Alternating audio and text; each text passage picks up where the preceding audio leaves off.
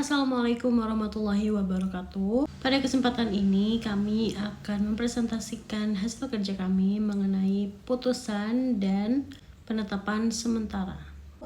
Perkenalkan, saya Ziva Jessica Fitri dengan NIM 2022-401. Perkenalkan, nama saya Rizky Aditya Rahman dengan NIM 2022-400. Nah, pembahasan yang pertama yaitu mengenai definisi putusan. Jadi perlu diketahui terlebih dahulu, putusan adalah pernyataan hakim yang diucapkan di sidang pengadilan terbuka untuk umum yang dimaksudkan untuk menyelesaikan suatu perkara antara para pihak yang berperkara.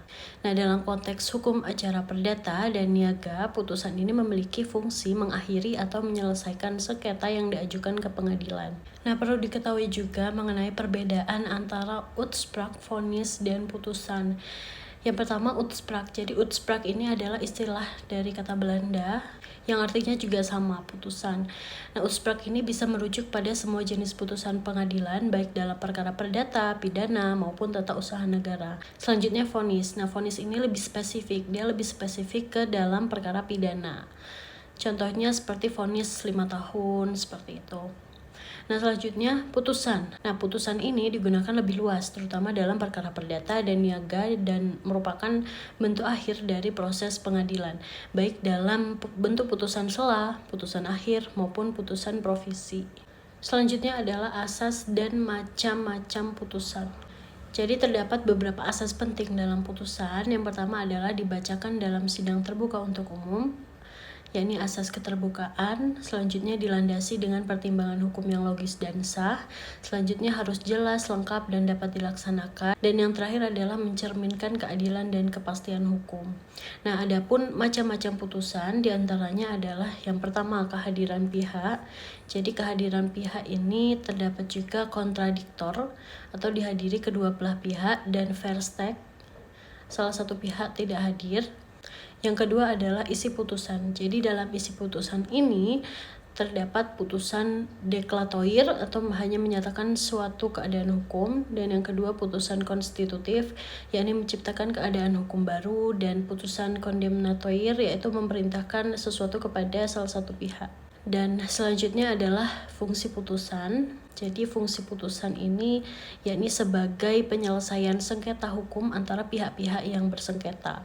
Nah, selanjutnya adalah akibat hukum. Jadi akibat hukum ini ini mempunyai kekuatan hukum tetap jika tidak ada upaya hukum lanjutan. Selanjutnya adalah dapat digunakan sebagai dasar hukum yang sah untuk tindakan eksekusi atau penetapan status hukum. Sifat putusan pengadilan niaga.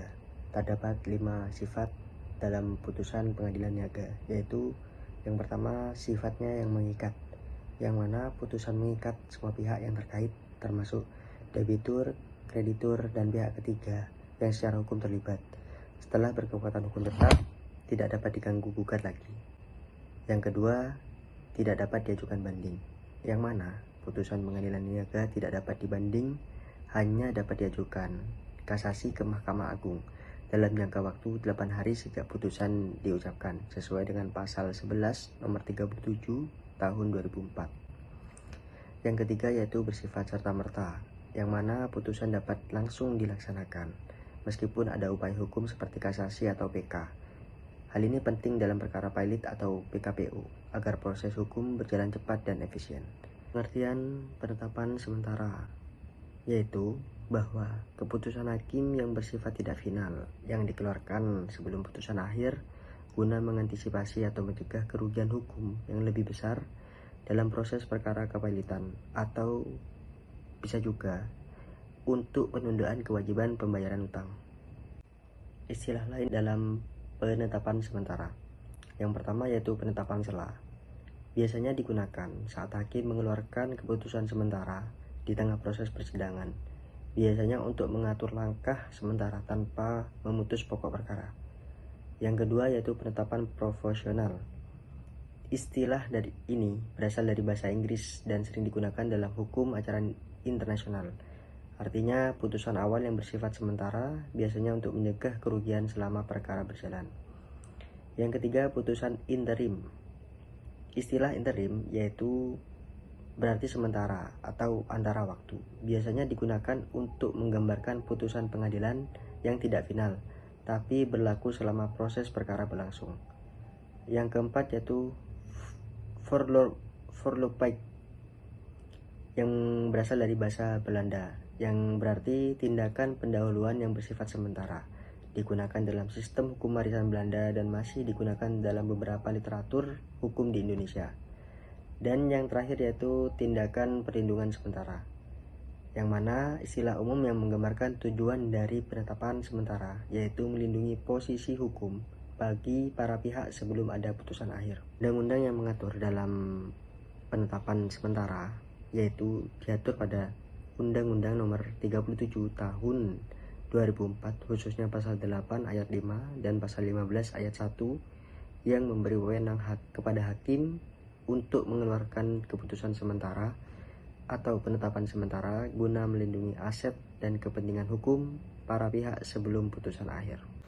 Nah, yang selanjutnya adalah teknis pengajuan penetapan sementara. Yang pertama, pengajuan permohonan penetapan sementara diajukan secara tertulis baik melalui kuasa hukum ataupun tidak. Jadi, memang dalam pengajuan permohonan penetapan sementara ini wajib diajukan dalam bentuk tertulis, baik nantinya diwakilkan oleh kuasa hukum atau tidak. Nah, permohonan penetapan sementara ini juga wajib ditandatangani oleh pemohon atau kuasa hukum. Selanjutnya adalah permohonan penetapan sementara diajukan ke Ketua Pengadilan Niaga. Nah, dalam hal ini dilihat kompetensi relatifnya. Jadi permohonan ini diajukan di Pengadilan Niaga yang wilayah hukumnya itu tempat terjadinya pelanggaran. Nah, selanjutnya membayar seluruh biaya perkara dan jaminan. Selanjutnya adalah pemeriksaan oleh hakim. Jadi dalam 1 kali 24 jam, panitera nanti akan menyerahkan berkas ke ketua pengadilan. Lalu ketua pengadilan dalam waktu 1 kali 24 jam juga sejak diserahkan akan menunjuk hakim untuk memeriksa perkara tersebut. Nah, pemeriksaan tersebut itu dalam 2 kali 24 jam sejak permohonan diajukan harus sudah dikeluarkan penetapannya. Seperti sub yang terakhir yaitu penetapan dikeluarkan.